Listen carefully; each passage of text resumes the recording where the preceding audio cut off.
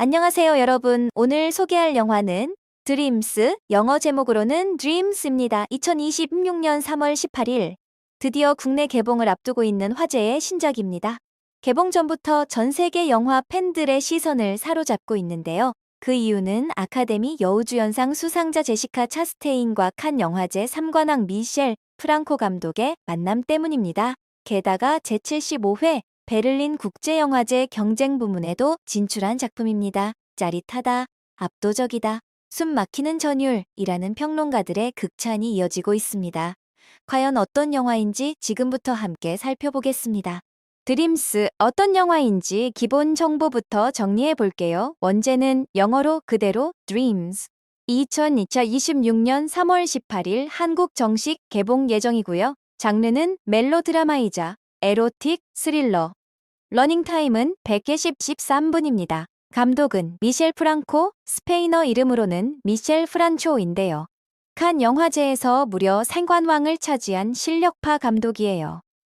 2020년작 뉴 오더로 칸 심사위원 대상을 받으며 국제적으로 주목받은 분입니다. 배경은 미국 뉴욕과 멕시코를 오가며 펼쳐집니다. 그리고 전 세계 주요 매체들의 평가를 보면 인디와이어는 짜릿한 영화, 가디언은 압도적, 버라이어티는 숨막히는 전율, 할리우드 리포터는 시급하고 강력한 스토리라고 했어요. 이 정도 극찬이면 기대가 안 될 수가 없겠죠? 이 영화의 가장 큰 매력 중 하나는 바로 두 주연 배우입니다. 먼저 제시카 차스테인, 이름만 들어도 느낌이 오시죠? 2022년 타미 페이의 누나로 아카데미 여우주연상을 수상한 배우입니다. 제로 다크 서티, 인터스텔라, 마더 등 수많은 명작에 출연했는데 공통점이 뭔지 아세요? 항상 강렬하고 복잡한 인물을 연기한다는 거예요. 이번 드림스에서도 내면의 욕망과 갈등으로 가득 찬 사라 역을 맡았습니다. 포스터만 봐도 느껴지는 그 눈빛. 이미 연기에 반은 된 것 같아요. 그리고 맞은편 주연 아이삭 에르난데스. 사실 이분은 배우보다 댄서로 먼저 알려진 분이에요. 세계 최고 수준의 발레 댄서로 영국 로열 발레단과 파리 오페라 발레단에서 활약했고요. 이 영화가 사실상 배우로서의 데뷔작인데 그 존재감이 정말 압도적이라는 평가가 많습니다. 무대 위에서 수천 명을 사로잡는 댄서가 스크린 앞에서도 어떤 마력을 발산하는지 정말 기대되지 않으세요? 이 영화를 이야기할 때 감독을 빼놓을 수 없어요. 미셸 프랑코, 세계적인 거장으로 알려진 멕시코 출신 감독입니다. 그는 칸 영화제에서 3번이나 수상한 이력을 가지고 있습니다.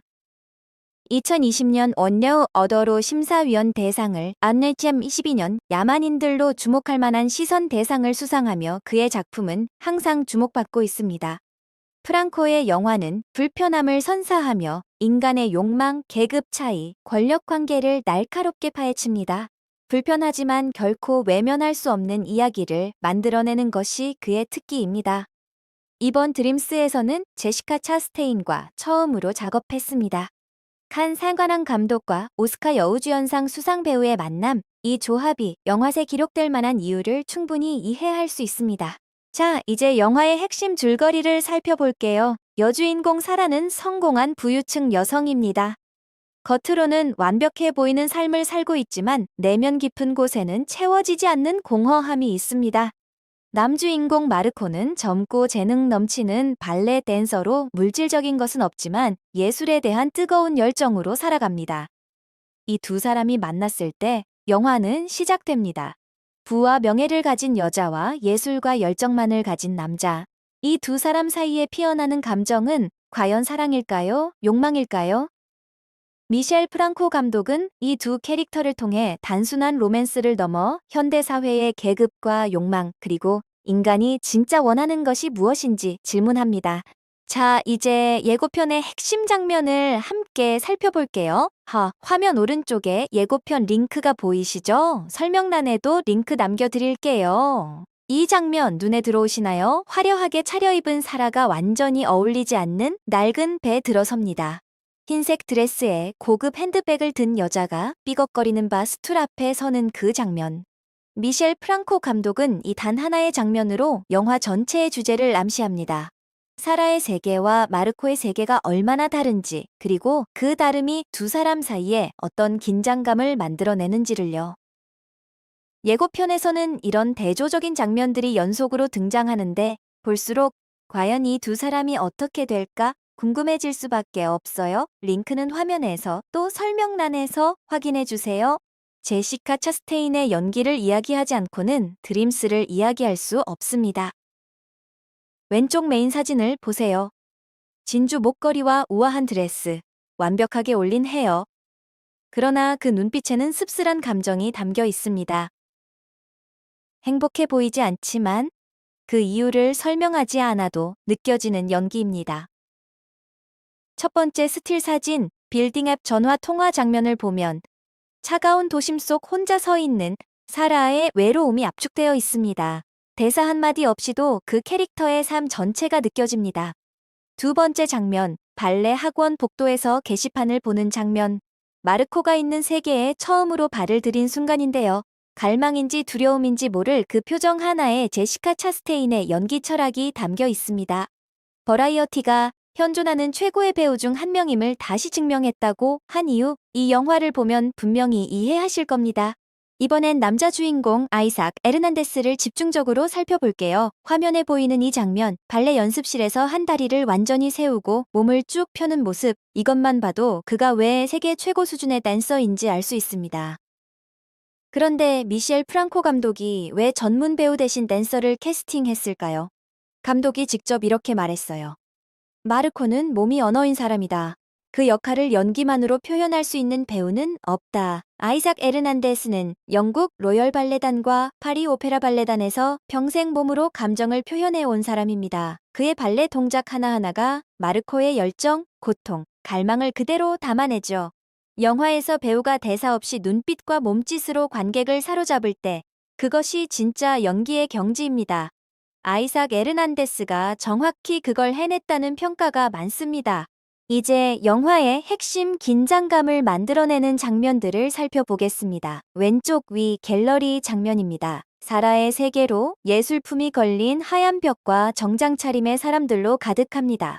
이 공간에서는 아무도 진짜 감정을 드러내지 않으며 사라가 얼마나 자신의 감정을 억누르며 살고 있는지를 느낄 수 있습니다. 오른쪽 위 주방 장면은 마르코와 사라의 삶이 처음으로 뒤엉키는 결정적인 순간입니다. 세 사람이 있지만 그 구도 자체가 이미 복잡한 관계를 암시합니다. 왼쪽 아래 테라스 아침 장면에서는 두 사람이 나란히 앉아 있습니다. 이 장면은 가까운 것 같지만 멀고 변한 것 같지만 긴장된 그 사이의 미묘함을 전달합니다. 마지막으로 오른쪽 아래 두 사람이 가장 가까워지는 장면은 영화가 쌓아온 긴장감이 폭발하는 순간입니다. 이 영화를 진정으로 깊이 있게 즐기기 위해서는 주제와 연출 방식을 이해하는 것이 중요합니다. 이 영화의 핵심 주제는 세 가지입니다. 첫 번째는 계급과 욕망입니다. 부유층 여성 사라와 가난한 댄서 마르코. 두 사람 사이의 계급 차이가 그들의 관계를 어떻게 왜곡하는지를 영화는 냉정하게 보여줍니다. 두 번째는 예술과 삶입니다. 마르코의 발레는 단순한 배경이 아닙니다.